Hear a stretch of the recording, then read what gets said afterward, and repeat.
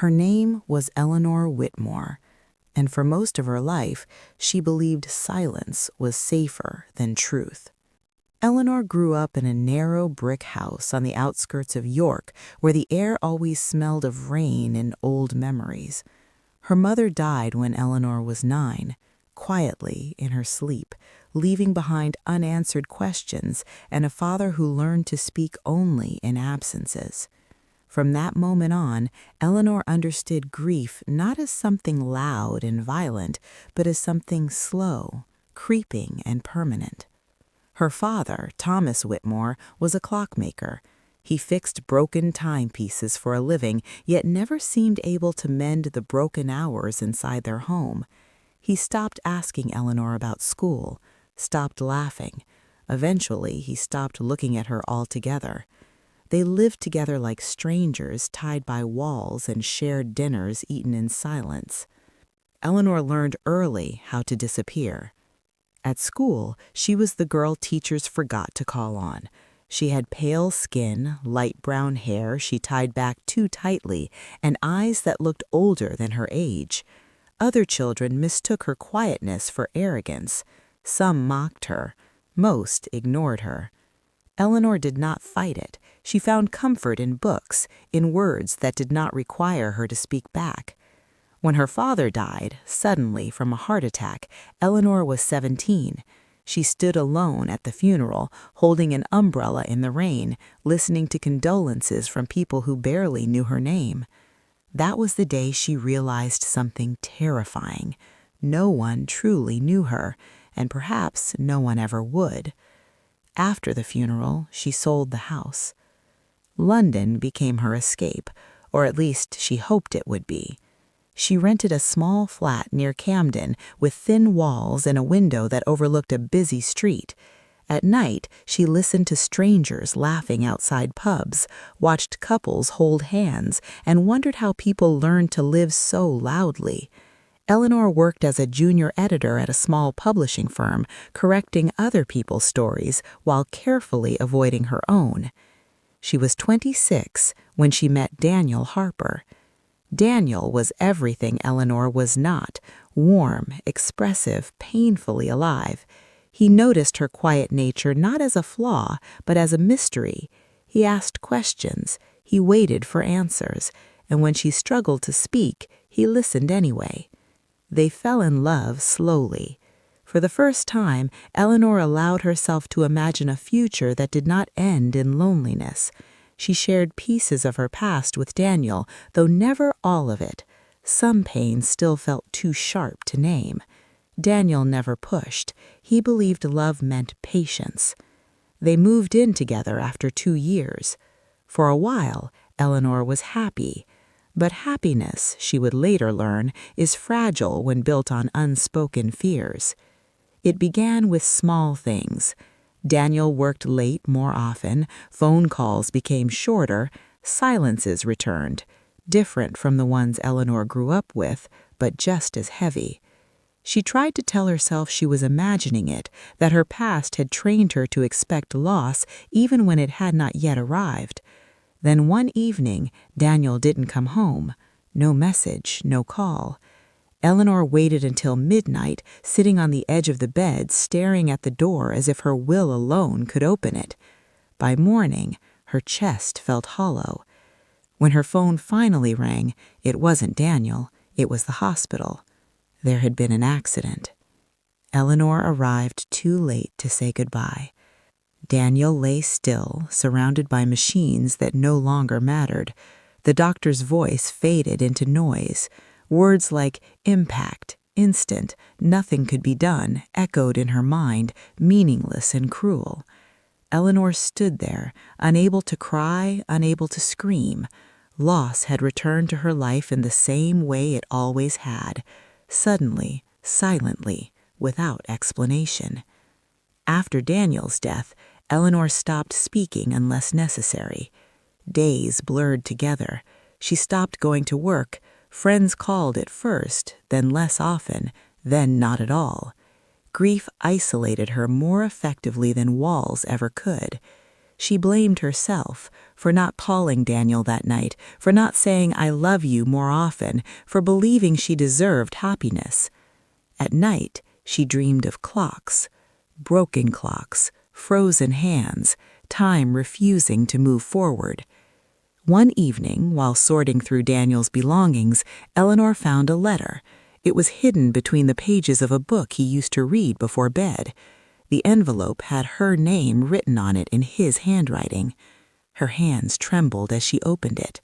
She was not prepared for what it said. And in that moment, Eleanor Whitmore realized that grief was not the end of her story, but the beginning of something far more painful. The letter felt heavier than paper should. Eleanor sat on the cold wooden floor, Daniel's book still open beside her, the envelope trembling between her fingers. For a long moment she did not open it. She was afraid, not of what it might say, but of what it might change. Grief had already hollowed her out. She did not know if there was room left for more pain, but eventually she unfolded the letter. My Eleanor, if you are reading this, it means I failed to say these words out loud, and for that I am sorry. Her breath caught. I have been carrying something inside me, something I didn't know how to give a name to without hurting you. I told myself I was protecting you, but perhaps I was only protecting myself. Eleanor's vision blurred. She wiped her eyes and continued. There are parts of my life I never shared, mistakes I made before I met you, and consequences that followed me longer than I expected. I wanted to tell you everything, Eleanor, every single truth, but I was afraid that once you saw all of me, you would leave. Her chest tightened painfully. If I am gone, please know this. Loving you was the most honest thing I ever did, but honesty came too late. The letter ended there. No explanations, no closure, just silence once again. Eleanor pressed the paper to her chest and finally cried, not quietly, not carefully, but in broken, gasping sobs that shook her entire body. She cried for Daniel, for herself, for the words that would never be spoken. The unanswered questions burned inside her like an open wound. What had he been hiding, and why did it feel like his death had stolen not only his life, but her right to understand it? Weeks passed. London moved on as it always did. Crowded trains, impatient footsteps, laughter spilling out of cafes. Eleanor remained frozen in place. She stopped answering messages entirely. She barely ate. Her reflection in the mirror grew thinner, paler, unfamiliar. Sleep became her enemy. When she slept, she dreamed of Daniel standing just out of reach, his mouth moving, words drowned by the sound of ticking clocks. When she woke, the silence was worse. One afternoon, unable to breathe inside the flat any longer, Eleanor left the house without a destination. She walked for hours, through streets she barely recognized, until she found herself standing in front of a small riverside cafe Daniel once loved. On impulse, she went inside. She sat alone, staring at the empty chair across from her, remembering how Daniel used to talk with his hands, how he smiled before taking the first sip of coffee. Her throat tightened. That was when she noticed the woman watching her. She sat at a nearby table, early 40s, dark hair pulled back, eyes sharp and heavy with something Eleanor could not name. There was a familiarity in her gaze that made Eleanor uneasy. Finally, the woman stood and approached her. "You're Eleanor Whitmore," she said softly. Eleanor stiffened. "Do I know you?" The woman hesitated. "No, but I knew Daniel." The name felt like a knife. Eleanor's hands curled into fists beneath the table. "How?" The woman swallowed. "My name is Margaret Hale. I think we should talk." Every instinct told Eleanor to leave to protect herself from more pain, but curiosity, dangerous and aching, held her in place. They sat together in silence for a moment. "He never meant to hurt you," Margaret said finally. Eleanor's voice came out brittle. "Then how does it feel like he did?" Margaret looked away. "Because some truths hurt even when they're born from love." Eleanor's heart pounded. "What truths?" Margaret reached into her bag and pulled out a photograph.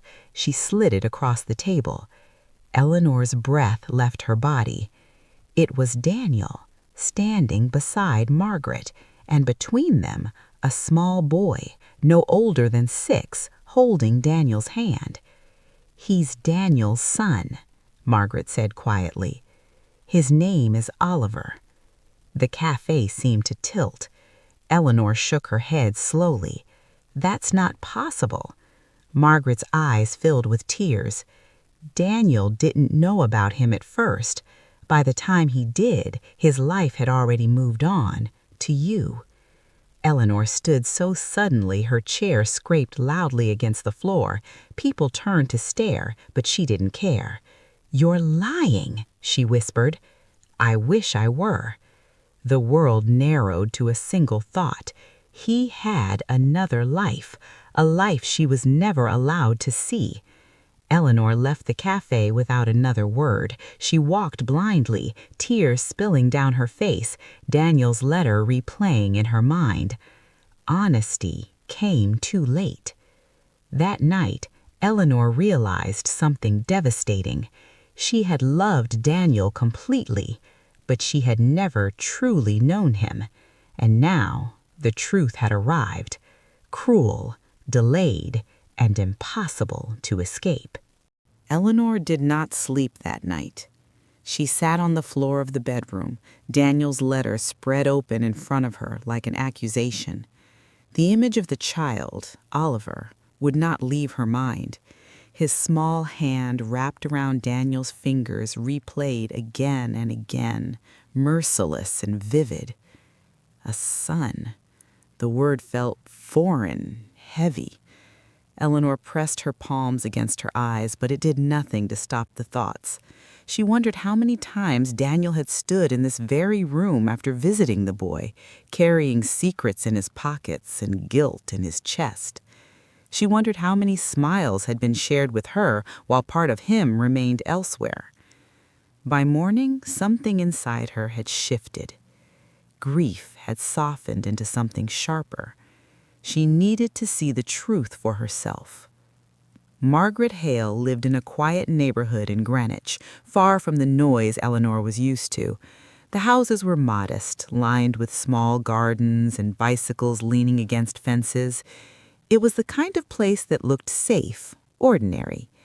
Eleanor stood across the street, watching the front door. Her heart pounded as if she were doing something wrong, something forbidden. She told herself she would leave, that she had no right to intrude on another life. Then the door opened.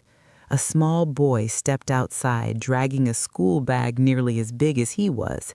He laughed as Margaret followed him, fixing his coat, brushing hair from his eyes. Eleanor's breath caught. Oliver had Daniel's smile. Not identical, but close enough to hurt.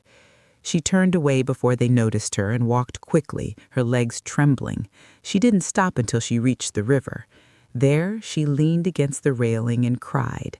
Not for Daniel this time, but for the child who would grow up with a father-shaped absence.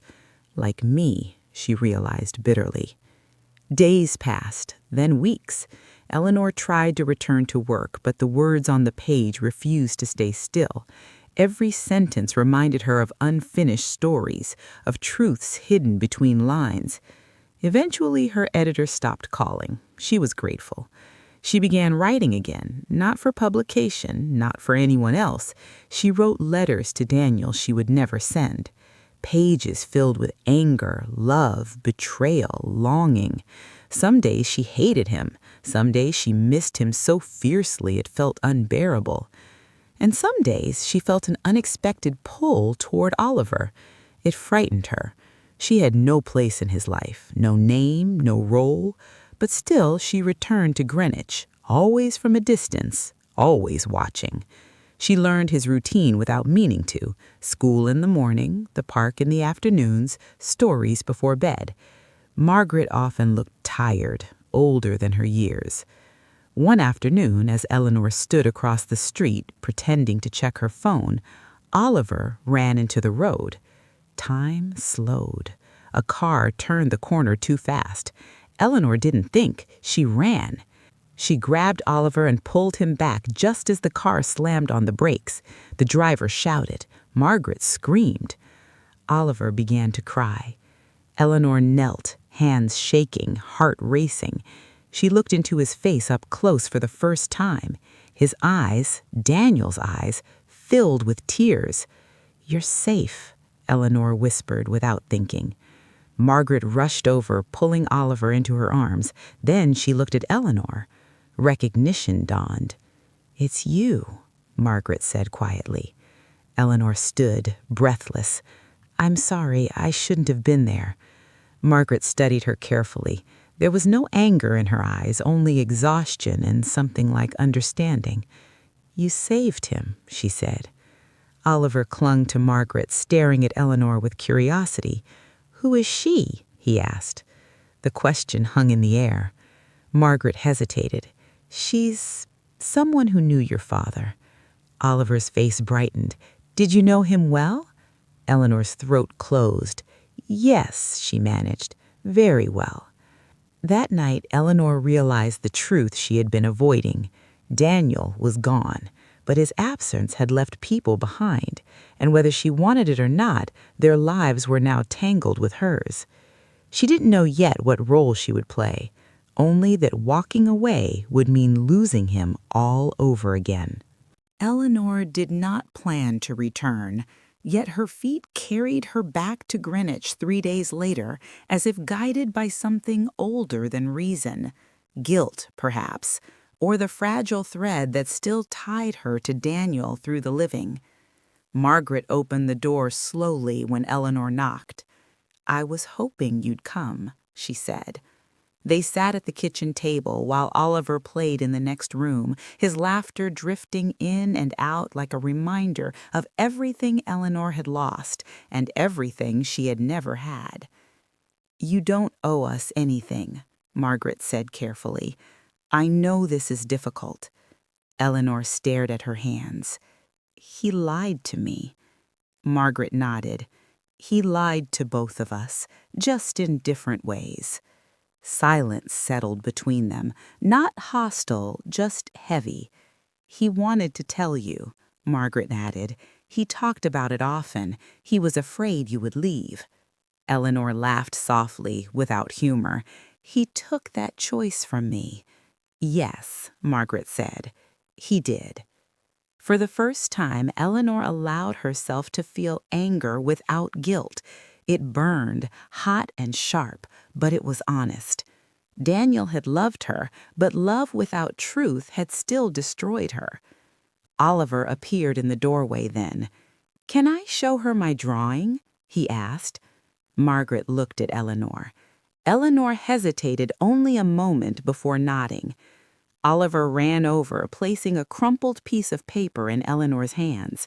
It was a picture of 3 people, a woman, a man, and a child.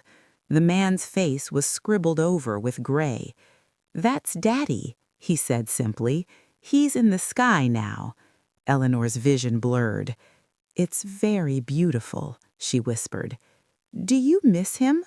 Oliver asked. The question pierced her. "Yes," Eleanor said honestly, "every day." Oliver studied her face, then leaned closer. "I do too." Something inside Eleanor broke open. Over the following weeks, Eleanor became a quiet presence in Oliver's life. Not a replacement, not a role with a name, just someone who listened, someone who stayed. She read him stories Daniel once loved. She walked him to the park. Sometimes she watched from the sidelines, afraid of crossing an invisible line. At night, alone in her flat, the weight returned. She dreamed less of clocks now and more of choices she could never undo. One evening, Margaret spoke what Eleanor feared most. "He calls you when he's scared," Margaret said softly. "I don't know what that means." Eleanor swallowed. "It doesn't mean I belong." "No," Margaret agreed, "but it means you matter." That truth frightened Eleanor more than grief ever had, because mattering meant responsibility, and responsibility meant the possibility of loss again. One night, Eleanor stood on Waterloo Bridge, staring at the dark water below. The city lights shimmered, distant and indifferent. She wondered how easy it would be to disappear, to let the pain finally rest. Her phone vibrated. A message from Margaret. "Oliver asked if you'd read to him tomorrow." Eleanor closed her eyes. Daniel's voice echoed in her memory. "Loving you was the most honest thing I ever did." She stepped back from the edge. For the first time since his death, Eleanor chose to stay. Winter arrived quietly, without warning. The days grew shorter, the nights longer, and Eleanor felt herself shrinking with the light. She functioned, barely. She woke up, she ate when reminded, she smiled when Oliver smiled. But inside, something fragile was wearing thin. She had begun to understand a painful truth. Being alive was harder than grieving the dead. Oliver had grown attached to her in ways neither woman had expected. He waited for her at the window. He saved questions for her. When nightmares woke him in the dark, he asked for Eleanor's voice. And every time, Eleanor felt the same fear tighten in her chest. What happens when he loses me too? One evening, after Oliver had fallen asleep, Margaret finally said what had been circling them for weeks. "He asked if you were his family," she said. Eleanor froze. "I didn't answer," Margaret continued. "I told him families come in many forms." Eleanor's hands trembled. "You shouldn't let him depend on me." Margaret looked tired. "He already does."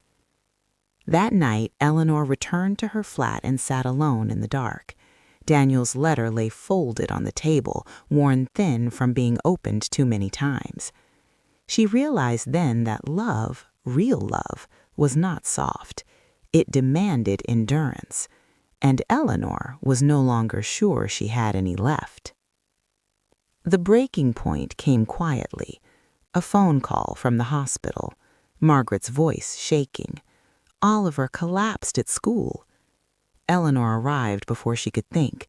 The smell of disinfectant hit her like a memory of every loss she had ever known. Doctors spoke in careful tones. Tests, monitoring, uncertainty. Oliver lay pale and small in the bed, wires attached to his chest. Eleanor sat beside him, holding his hand, whispering stories he barely heard. She felt the familiar terror rise, this time sharper, because the stakes were higher. If he died, she would not survive it. She knew that with terrifying clarity. Later that night, when Oliver finally slept, Eleanor stood alone in the hospital corridor and broke down completely. Her body slid down the wall, sobs tearing out of her without restraint. "I can't do this. I can't lose him." Margaret stood across from her, tears in her own eyes. "Then don't leave. Stay. Choose him." Eleanor shook her head.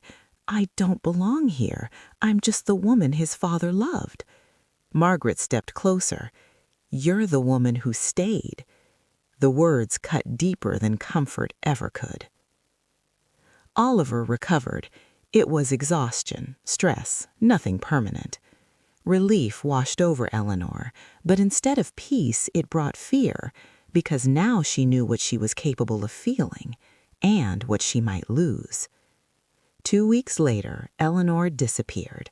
She left London without telling anyone. She packed only essentials, no note, no explanation. She told herself it was mercy, better a clean absence than another broken attachment. On the train north, Eleanor watched the city fade into gray countryside. Her chest ached, but she forced herself not to cry. This was what she had always done. This was how she survived. Yet, as the train pulled away, Eleanor did not see the boy standing by the window asking where she had gone, or the woman who did not know how to answer. Eleanor rented a small room by the sea in Whitby, a place where the wind never stopped speaking. She thought the sound of waves might drown out her thoughts. It did not. Days passed without shape or purpose. She walked the cliffs until her legs ached. She ate when hunger became impossible to ignore.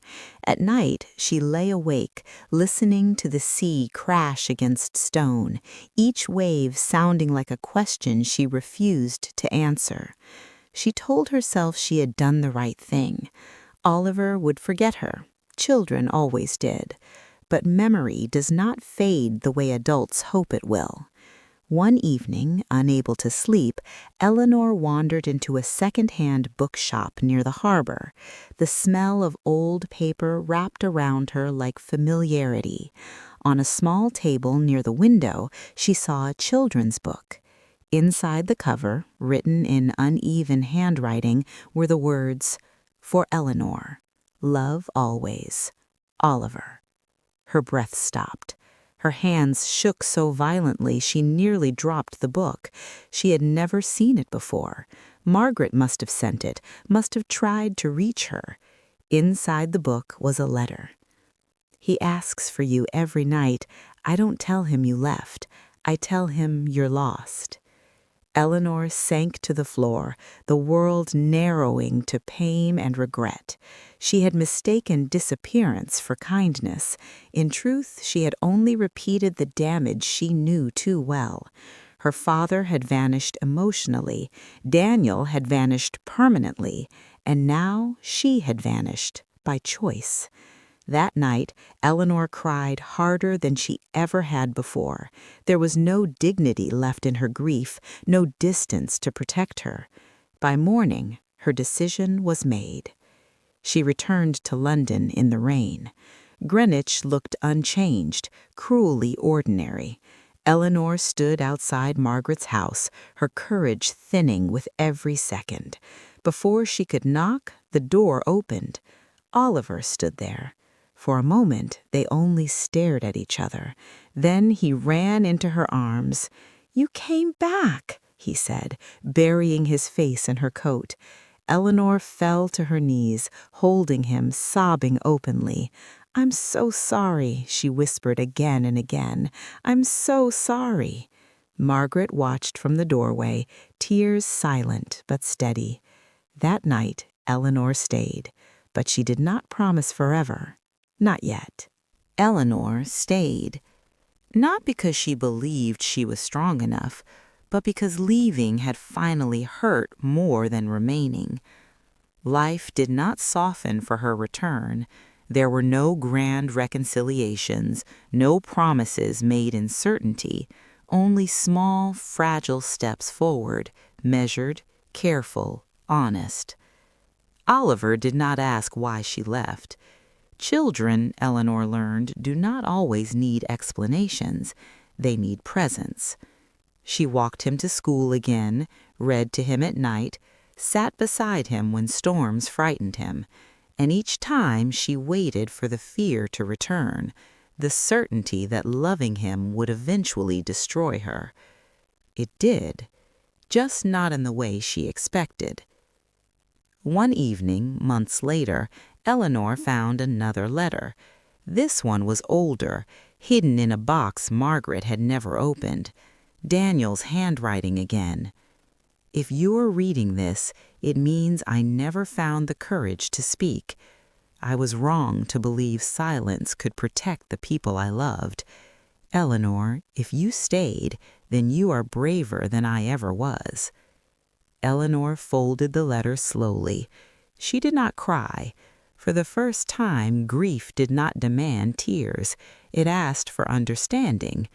Daniel had been weak. She did not have to be. Years passed. Eleanor never became Oliver's mother. She never replaced what was lost. Instead, she became something quieter, someone who stayed when it was easier to disappear, someone who told the truth even when her voice shook, someone who learned that love was not proven by sacrifice, but by endurance. On Oliver's 12th birthday, he asked her a question she had always feared. "Why did my dad love you?" Eleanor thought for a long time before answering. "I listened, and because I stayed, even when I was afraid." Oliver nodded as if that was enough. It was. On a gray autumn morning, Eleanor returned alone to Waterloo Bridge. She stood where she once considered ending everything. The river moved beneath her, unchanged, patient. She realized then that silence had shaped her life, but it no longer defined it. She whispered Daniel's name into the wind. She whispered her father's, and finally she whispered her own. Eleanor Whitmore, a woman who learned too late that pain does not disappear when ignored, but love can survive when faced. She turned away from the edge and went home.